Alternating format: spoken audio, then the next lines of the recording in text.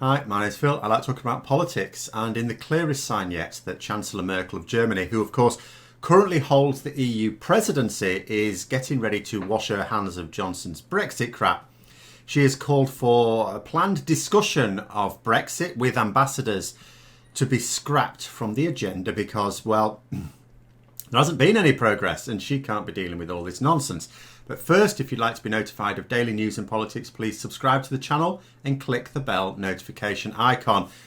So, over recent weeks, as people who will watch this channel will know, I've been considering the language being used by the UK government. Boris Johnson, Michael Gove, David Frost, our chief negotiator. And I've become fairly sure that this is the language of Boris Johnson wanting and expecting to get a deal at the 11th hour that he can sell back home as a great victory.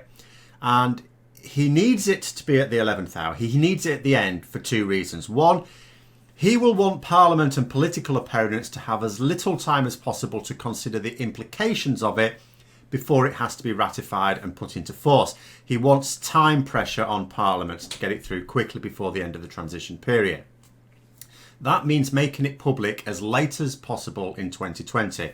Now, it has to be before the end of October. You can imagine Boris Johnson would have loved it if it could be the end of November, but he'll accept that it has to be by the end of October at the latest in order to be ratified by the EU before the transition period ends. Very much in line with the way he's tried to handle the withdrawal agreement last year. He forced it through Parliament. He attempted to force it through Parliament. Parliament said, no, we want more time. So then he called a general election. Then he got his win. So then at the start of this year, again forced it through really quickly, no debating, breakneck speed, for a really important document. As far as he's concerned, he can't be bothered to read things, so he doesn't really see the benefit in letting other people read these things either. And the second benefit of the 11th hour deal is it allows him to persist with this narrative that has run and run and run, that, you know, where Theresa May went wrong is she just didn't play chicken with the EU. She should have stared them out. The way to deal with these foreign types is to just wait until the end, then they'll crack and back down. Agreeing any sort of deal, no matter how worthless, right at the death, will absolutely have Boris Johnson saying this is what's happened, regardless of whether it is true or not. And much of the media will back him up. They are now quite tame. The problem is that complex negotiations don't go from nothing to complete in a few weeks or days. The way, you know, the Brexiteers try and convince people that this is going to happen is go, oh, well, you know, it's very common in these international things for at the last moment for there to be agreement. Yes, in a way, but in reality what happens is you agree lots and lots of things and there's like one or two sticking points to be dealt with at the end. And then, yeah, you usually at the end of it, you get agreement on those things. But that's not what's happening here. We haven't got broad agreement and are just working on a couple of sticking points. We haven't got agreement on any of the major issues. We haven't got anything. You know, for all the talk about, you know, sometimes they'll say, oh, we haven't really made good progress. Sometimes say, oh, it's been really good progress. And the last round of talks, they were talking about something that I was quite positive about. But it was just one little thing. And even then there was no agreement. And what we've got here is the EU understand that you can't suddenly go from nothing to a full agreement in a matter of weeks or worse days. Their negotiators are experienced. They know how it works. The worry was always that the UK team do not know this. Because yes, although there are such things as experienced British negotiators, because when the EU was negotiating on our behalf, it wasn't like French, German, Dutch and so on, but there were British negotiators involved as well.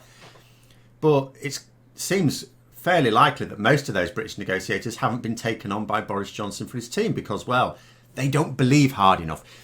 We don't need experience. I mean, it's nice to have experience. It's nice to have expertise. But what's really needed to be on my team is to believe.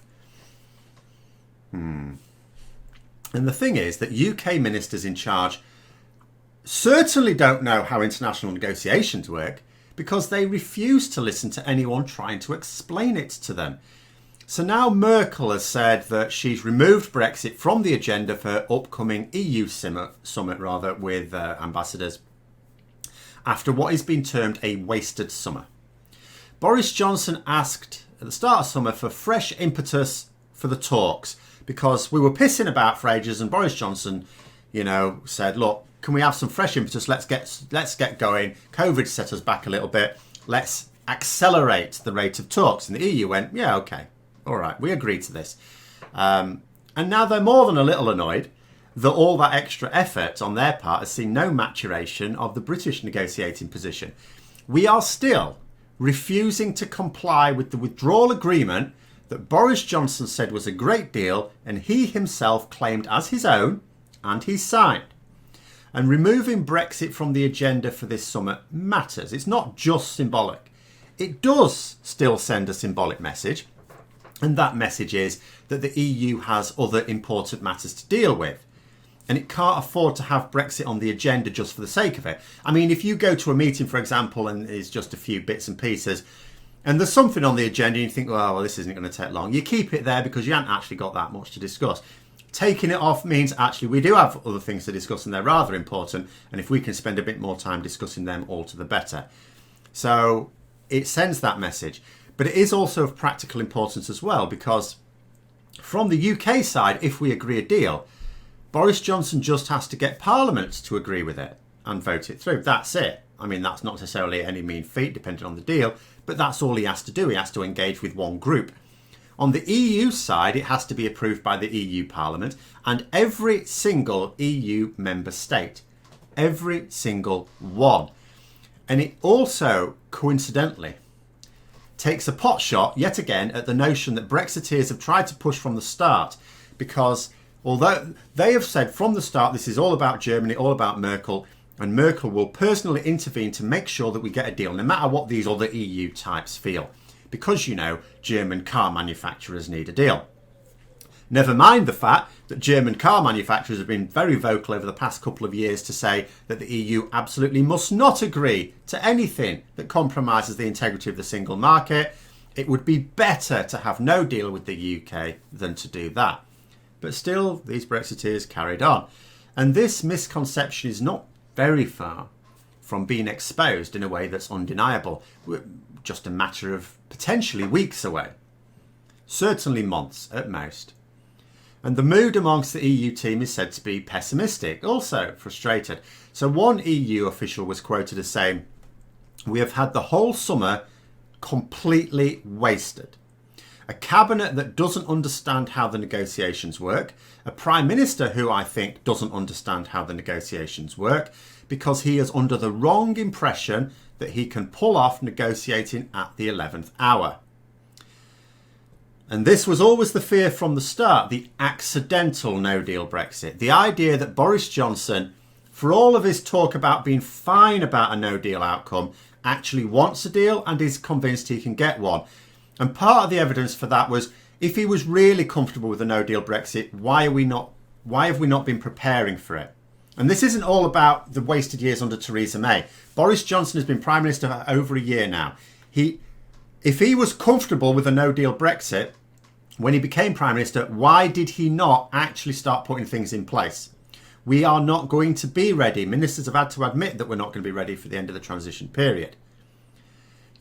So the conclusion you would inevitably draw, nothing is ever certain, of course, because he is insane enough to do something totally illogical, is that he does want a deal and believes he can get a deal, and therefore he's just paying lip service to putting things in place for a no deal.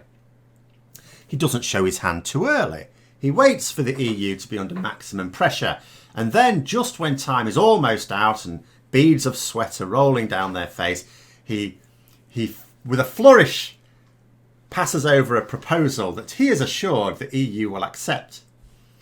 And then reality taps him on the shoulder. The EU blink a couple of times and ask, "What's this?" "It's the deal," beams Johnson. The EU say, "No, this is not acceptable. I mean, we told you this years ago. We keep telling you this. We agreed last year the framework for an acceptable deal. This, whatever it is not that." At which point we would find out just how comfortable Boris Johnson actually is with no deal. Is he prepared for shortages of food, medicines and clean drinking water that a full-on no-deal Brexit will deliver? Is he prepared for the blockade of French ports against British fishing vessels? Is he actually prepared to put troops on the streets and issue ration books to his supporters in the Conservative Party and the media? These people who threw a fit at being told that they weren't allowed to get their nails done during the lockdown and that have to wear a piece of cloth over their face when they do their grocery shopping. Is he going to give them a ration book and say, that's all you're allowed this week? Spend it wisely. At which point, will he panic? Will he panic? Will he absolutely need a deal? Get to the end and told there's no time. What will he do then? What can he do then? Of course, this scenario is not inevitable because even the EU accept that there is still time to come up with some sort of deal if the UK actually moves its arse. What it sounds like is, for me, what I think is most likely, and nothing is inevitable, but what is most likely to me is a matter of timing. We know that a deal has to be agreed realistically before the end of October for it to be ratified by the EU, in time for the end of the transition period at any rate. So how much longer can the UK actually wait to begin negotiating properly? So listening to David Frost, who is the UK's chief negotiator, I thought that reading between the lines, he was suggesting that they're going to do some movement in September. But early or late September, will they start moving early enough for even a bare bones deal? I mean, if they do, then we will get a deal that is little better than no deal. I don't think any experts at the moment are saying that a no deal is now inevitable. That's not the case. We're on trajectory for it, but it's not yet the case. We haven't passed the point of no return on that. But even the bare bones deal still means queues at the border. It still means those Kent lorry parks filling up. It still means time-consuming and expensive bureaucracy for importers, putting many of them out of business. And a deal with the EU, even a small one, doesn't protect us against all the other agreements that we're losing at the end of the year, including deals with the United States, our second largest trading partner after the EU. But however weak this deal is, it will still be hailed as a victory by Boris Johnson. But like I say, this is contingent upon the UK side, which I remind you is not experienced in tough negotiations, having its strategy right with a very, very small margin for error. That's the thing about this. They are aiming to make some movement at some time that they think is the 11th hour. There's no margin for error in this at all. If they get it slightly wrong by even a week or two, it all falls down. Because if they get this timing wrong, we are going to see a terrifyingly interesting Halloween this year. And it might be a bit of a curious reversal, really. Because if I cast your minds back to 2019, Boris Johnson seemed to be pushing hard for a no-deal Brexit for October the 31st, because that was the original deadline. And I say he seemed to be pushing hard. His actions were absolutely all about that outcome, all about it. But it is possible that he knew that ultimately Parliament would never really allow it. I don't know. This year, we may end up with the opposite situation, where in his own head, he's actually trying to get a deal done, and then he's going to end up being thwarted by his own stupidity, and that he accidentally, on October the 31st, 2020, has to announce to the world that we are to exit the transition period without a deal with the EU at all, even a bare bones one. But that's where we are right now. We'll keep picking away at it every time we learn something new. Hope you found the video interesting. If you did, don't forget to click the like button. And if you'd like to support the channel further, please also click the Patreon link for details. And until next time, I'll see you later.